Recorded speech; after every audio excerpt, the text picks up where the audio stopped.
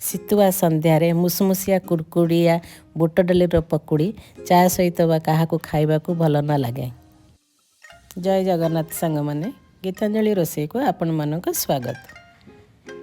आज आम तैयारी करबा बुट डालीर पकुड़ी। पकुड़ी तैयारी करबा पई कि मु बुट डाली पियाज भुसुआ पत्र कंचा लंका अदा रसुण और धनिया पत्र को नहीं।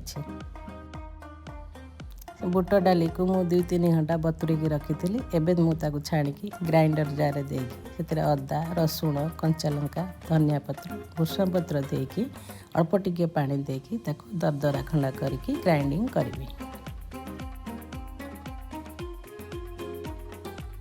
यही भाया ग्राइंडिंग कर सारी मुझे एक प्लेट को बाहर करदेवी।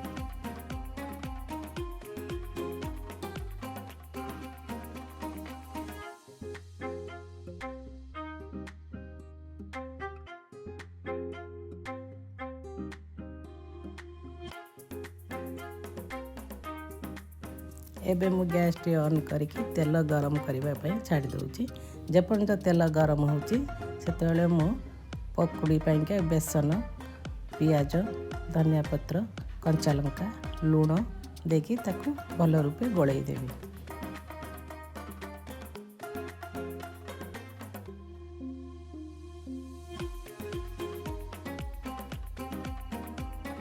ताकू भल रूपे गोलई सारला परे एठी मोर तेल गरम हो जाइए। मुझे पकुड़ी करवा स्टार्ट करी।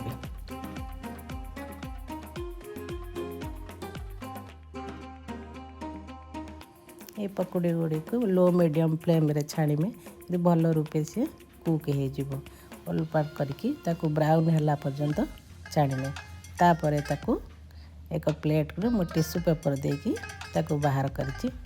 अधिका तेल थिले से टिश्यू पेपर रे सोक करिवो।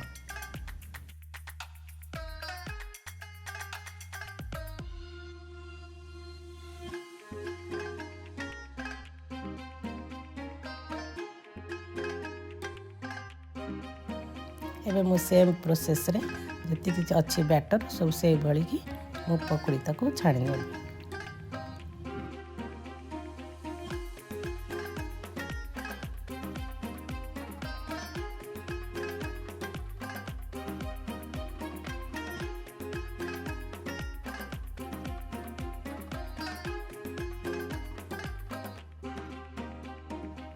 एवं मोर पकुड़ी गुड़िक सब छाणी हो गलानी मुझे सब बाहर करदेवी। शेष में मुझे किसी भुसुआ पत्र और कंचा लंका को फ्राए कर नहीं। एवं मुझे एक प्लेट को सर्व करी।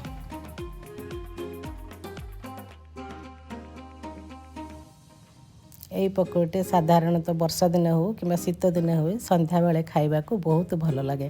ता सहित चा कपे हेले तार मजा और द्विगुणित हो जाए। आपण माने यही पकुड़ी को सेजवान सॉस किंबा टमाटो चटनी सहित खाई पारिबे। मु एठी ग्रीन चटनी तैयारी करिछि। जदि ये रेसिपीटी आपण मानक भल लागिला लाइक शेयर सब्सक्राइब करने को भूलिबे नहीं। धन्यवाद।